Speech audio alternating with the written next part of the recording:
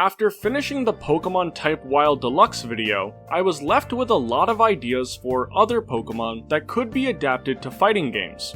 I couldn't fit every Pokémon I wanted to into the original video, but if Pokémon Type Wild Deluxe Edition ever became a real thing, it would surely have DLC fighters. So that's what these next videos in my Pokémon Type Wild series are going to be. I'll be taking groups of Pokémon that I couldn't fit into the original video and giving them their own episodes, as if they were different DLC packs. Let's start things off by looking at each of the Hoenn Pokémon I mentioned in the original video, but hadn't fully figured out yet. Up first is Hariyama, and the goal here was to make a sorta sumo grappler character with surprising quickness. Its main move would be Vital Throw, which Hariyama would use to enforce some mean guessing games. The inspiration comes from Virtua Fighter's Go Hinagami, the reason the first part of my username is Go. An adaptation of Go's Sakami Geishi, Vital Throw would have two methods of entering it. Going for the move's input out in the open would result in a command parry, which would enter into Vital Throw proper if it catches an attack. The second method would be by cancelling into it at the end of certain attack strings. From here, it becomes a three-way guessing game, with Hariyama being able to throw the opponent forward, backward, or down. You can counter this attack by inputting the same direction as Hariyama. Each follow-up should serve a specific purpose as to not make Vital Throw a true guess. With good situational awareness, players should be able to correctly predict what the Hariyama wants to go for in different situations. I had a lot of fun with this idea, so I chose to work it into another move, but from a different angle, this time emulating Marduk's tackle follow-ups from Tekken. Low Sweep is self-explanatory at first, but what makes it different from other sweeps is that, like Vital Throw, Low Sweep comes with a variety of follow-ups that can be avoided if the opponent makes the right call. Now we get to Sand Attack, the move I mentioned in the brief Hoenn section of the original Type Wild Deluxe video. Hariyama would toss white sand at the opponent in emulation of sumo wrestlers throwing salt before a match. To replicate Sand Attack's properties from the RPGs, this would be a non-damaging projectile in Type Wild Deluxe Edition that would lower the damage of the target's next attack, as if they just didn't get all of it due to the drop in accuracy. If landed on counter hit, Sand Attack would also cause their next move to have longer recovery, so that even if Hariyama is hit, it might be able to land the next move first. The move would be quick, which would allow it to be used on reaction to a lot of incoming attacks. The light version would cover more horizontal space, while the heavy version would cover a similar spot to Combusken's Fire Spin. Hariyama's last special move would be Force Palm, a simple, hard palm thrust that can also absorb projectiles like Zangief's Green Hand. On counter hit, the move would stun and let Hariyama go into its signature move Smelling Salts as a follow-up for significant extra damage. Its finishing blow would be Iron Hands, which sees it transform into its Paradox variant from Pokémon Scarlet and Violet. If I hadn't played some Mecha Zangief in Marvel vs. Capcom 2 lately, I probably would have just given Hariyama a normal attack as its finishing blow. But this transformation seems way cooler. It also gives us the first appearance of a Generation 9 Pokémon, but I promise it's not the last. This would be a timed super, with Hariyama reverting back to normal after about 15 seconds. Its transformed state would see all of its moves gain an electric property given its additional typing, adding more hit and block stun to its attacks along with a damage boost. The next fighter is the entire Salamence Line. I think I've got a decent idea for these three to make things interesting while playing as all three forms while you work up to evolving into Salamence. The way my evolution idea would work with these three depends on whether you're at the Bagon stage or the Shelgon stage. When playing as Bagon, you would need to land 3 of its 4 special moves to evolve into Shelgon. To evolve from Shelgon to Salamence, you would only need to land 2 of Shelgon's special moves. While this may seem backward, it lines up with the levels that Bagon and Shelgon evolve at. Bagon evolves at level 30, and Shelgon evolves 20 levels later at level 50, so each special move is equivalent to them gaining 10 levels. If played as solo fighters with evolution turned off, Bagon and Shelgon would both unlock unique finishing blows that they wouldn't be able to use if they were trying to evolve into Salamence. Bagon's special moves would be simple but versatile, making it easy to get off 3 of them to evolve into Shelgon. Headbutt would be a charge move with 1 hit of armor. Dragon Rage would be a meager version of Hydreigon's Dragon Pulse from the original Type Wild Deluxe video. Holding the attack button would cause Bagon to extend the duration of the move as if it's trying its hardest to look like a real dragon, but the move would get worse the longer it's used. Thunderfang would be similar to Bone Wolverine's down forward heavy punch from Marvel vs. Capcom 2, with Bagon launching itself at the opponent's feet with an electrified low chomp. Lastly, Ember would be its get out of jail move, having full body invincibility at the start of the move and causing significant pushback.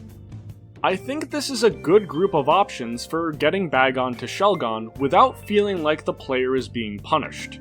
Bagon's solo finishing blow would be Head Smash, a move I'm shocked Bagon doesn't have access to normally, given that it's listed in the Pokédex as the Rock Head Pokémon. Moving up to Shelgon, we'll start with Rollout, given that we're dealing with a giant cocoon ball. This would be like Yoshi's Egg Roll from Super Smash Bros., and give Shelgon a way to bypass its otherwise low speed. Done with a half circle forward or backward input plus punch, the move wouldn't stop unless Shelgon was hit by its opponent or the Shelgon player pressed one of the kick buttons. Dragon Breath would be an upgraded version of Bagon's Dragon Rage with increased range and damage. Frustration would be Shelgon thrashing around on the ground because it's furious that it hasn't grown wings yet. Its last special move might just be its most important. Iron Defense would significantly reduce the damage Shelgon takes from its opponents, and the defense buff would carry over to Salamence for the remainder of the round if done during the same round it evolved. Its solo finishing blow would be Zen Headbutt. Since the player isn't giving Shelgon the chance to evolve into Salamence, Shelgon finds inner peace with itself and uses that calmness to grow stronger. And now we get to Salamence, who was the single most annoying Pokemon I've worked on so far, outside of Aegislash. Let's begin with the simplest special move, the reason Salamence was an evolution fighter in the first place. Bagon finally accomplishes its dream of being able to fly, and this is where Salamence really shows off its high speed, able to wisp around the battlefield while using long tail air normals to keep opponents at bay. Its other 3 special moves would be able to be used in the air both during normal jumps and while flying. Salamence would have multiple ways of getting into fly. It can go for fly's input both on the ground and in the air, but it can also go into it from one of its special moves, Dual Wing Beat. This would be a lengthy Shoryuken essentially, with Salamence gliding across the field before darting up into the air and flipping around. Hitting either of the kick buttons during the move's animation would have Salamence remain in the air and go into fly instead of coming back down. Now, building off of Dragon Rage and Dragon Breath, Salamence unlocks the full force of Dragon Pulse. Instead of being a beam like Hydreigon's Dragon Pulse, Salamence's version would look like a normal fireball. It would just be wickedly fast and have 2 notable secondary properties. The first would be that you could charge it by holding down the attack button. This shows that it's gained more control over the move instead of blasting out an unrefined beam like its pre-evolved forms. The second secondary property would be that you could direct the blast. Pressing Light Kick during the start of Dragon Pulse's animation would direct it downward. while pressing Heavy Kick would direct it upward. The last special move would be Breaking Swipe, which is basically just a workaround so that I can use Dragon Claw on another Pokemon while it looks the same. Salamence would be only the third Pokemon to have multiple finishing blows, because by the time I got to writing this part of the script, I went from not having enough ideas to having too many. Salamence's first finisher would be Spark Sever, a move I made up because there are no Dragon-type biting attacks in normal Pokemon games. Fire Fang, Thunder Fang, Ice Fang, Poison Fang, Hyper Fang, Super Fang, and Psychic Fangs are moves, while Dragon Fang is an almost meaningless item. Well, not anymore. Spark Sever would see Salamence's mouth glow as it thrashes with 3 terrifying chomps.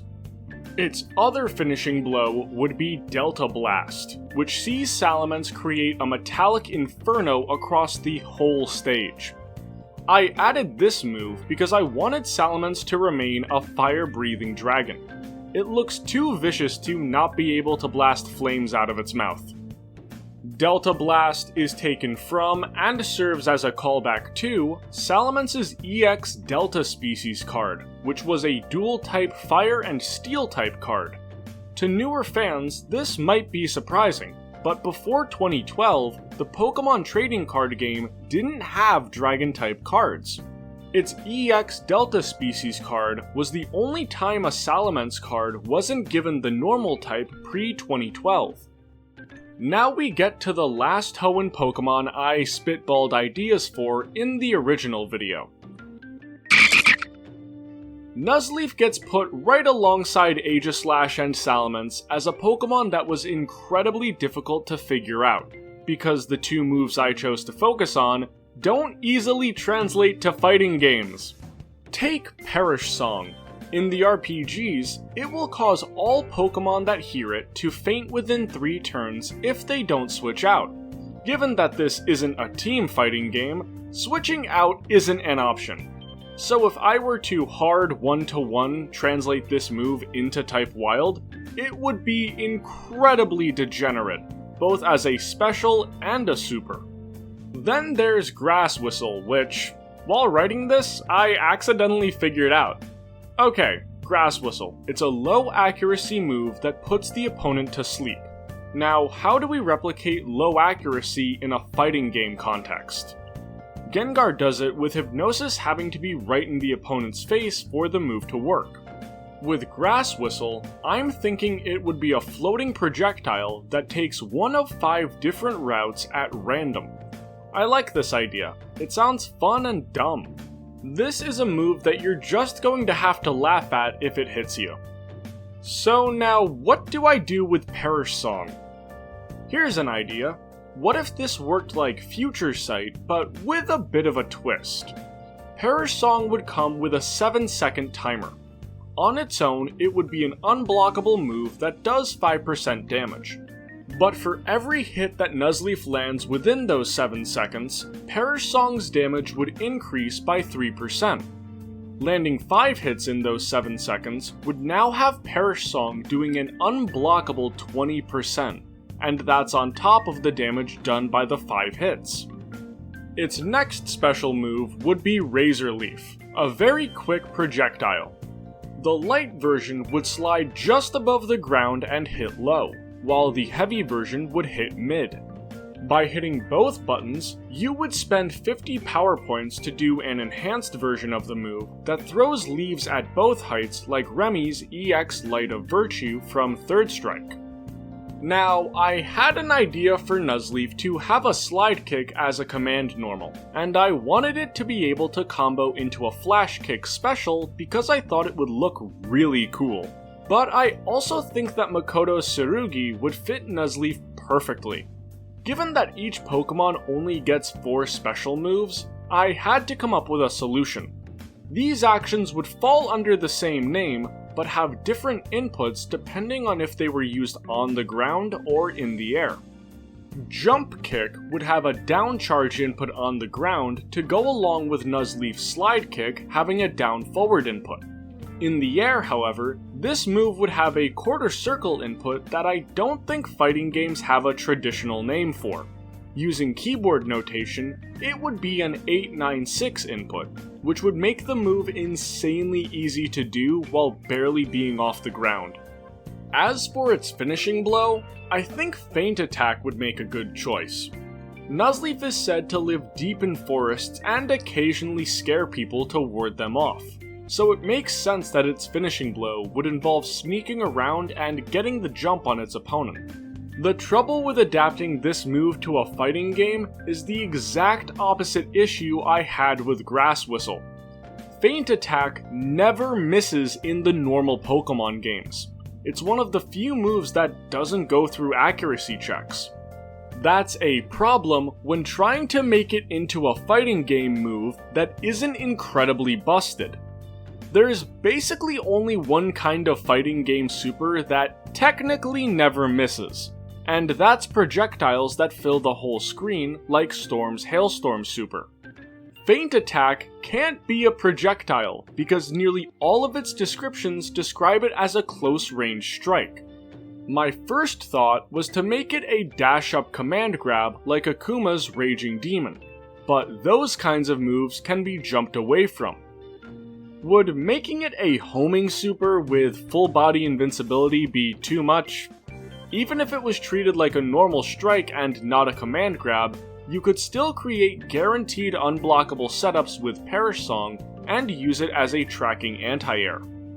Up next is the Pokemon I originally wanted to make a VGC history video on before Metagross had a better case for being the best Pokemon in the first 2 seasons. Ludicolo is my favorite kind of fighting game character, one focused on annoying the opponent, all while looking like a big goof. Like how Hariyama was inspired by Go, Ludicolo was in part inspired by Robokai, another one of my favorite fighting game characters. We'll start with the first move I thought of when wanting to make Ludicolo into a fighter: Teeter Dance.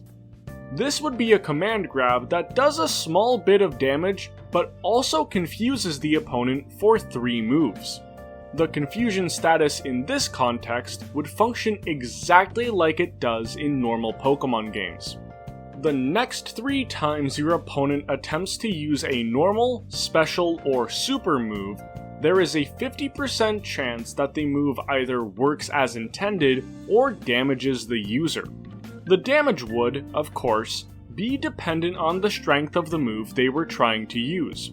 This is similar to normal Pokemon games, where confusion damage is based off your physical attack stat. So while going for a light normal would do little damage to them, attempting their finishing blow could result in dire consequences. Any non-damaging move would have its confusion damage be set based on how impactful it would normally be.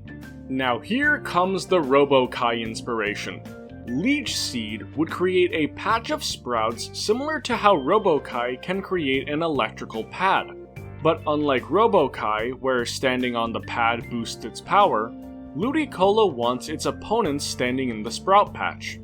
They would be sapped for small bits of health that would be regained by Ludicolo. As for a water-type attack, I chose to go with Water Gun. This would be a single-shot projectile with the ability to add 2 more shots by holding down the attack button. For each charged shot, Ludicolo's cheeks would expand comedically. Its final special move is arguably the most absurd case of a Pokemon not learning a move that literally everything about it tells you it should be able to learn. How on earth can Ludicolo not learn Petal Dance in the mainline games? It is a grass-type move about dancing, and yet the most famous dancing grass type can't do it? Well, I'm nothing if not a problem solver. Ludicolo's finishing blow was a no-brainer, and one of its best moves in early VGC. Grass Knot would be a direct copy of Amingo's Sun's Blessing from Marvel vs. Capcom 2, made even better by it looking pretty similar to Grass Knot's actual in-game animation. Now to cap off this first DLC pack, we'd be getting our second evolution fighter, and our first standalone fighter from the Paldea region. Enter Primeape, who will have the option to evolve into Annihilape after it's landed Rage Fist 5 times over the course of a set. Like with the Salamence line, there would be the option to just pick Annihilape on the character select screen. Primeape wasn't a Pokemon I considered for the original video. Only upon seeing the fan-made Pokemon fighter Close Combat, which I have made multiple videos on at this point, did Primeape seem like a fun addition. There are some helpful links about that game in the description, and links to videos I've made on it will be in the cards for this video. Rage Fist would be a projectile when used at range, with the apes punching hard enough to create a bullet-shaped burst of dark energy. Used as Primeape, the forward burst would be so powerful that Primeape would fall on its face, leaving it in a juggleable state for a few seconds. Using the move up close would leave Primeape standing and cause the opponent to crumple, able to be juggled by a follow-up combo. Primeape would be a decent fighter on its own, but a bit underpowered compared to the rest of the cast. Evolving into Annihilape would put it on par with the game's heavy hitters, but also lower its speed. This is in line with its stats in the normal games, as Primeape loses 5 points to its base speed upon evolving. This also gives the player a reason to keep playing as Primeape even after landing 5 Rage Fists. Do you prefer better movement or higher damage? Pressing 3 of the 4 attack buttons would trigger the evolution, which would cause an invincible animation that pushes the opponent away a bit unless used in the corner. This could not be done while blocking or being hit, preventing it from being a burst mechanic. If done while attacking, the evolution animation would cause a hit freeze, then let you continue attacking. This should create some interesting combo routes. The personality of Primeape is frenzied, and the rest of its attacks will further display its relentless energy.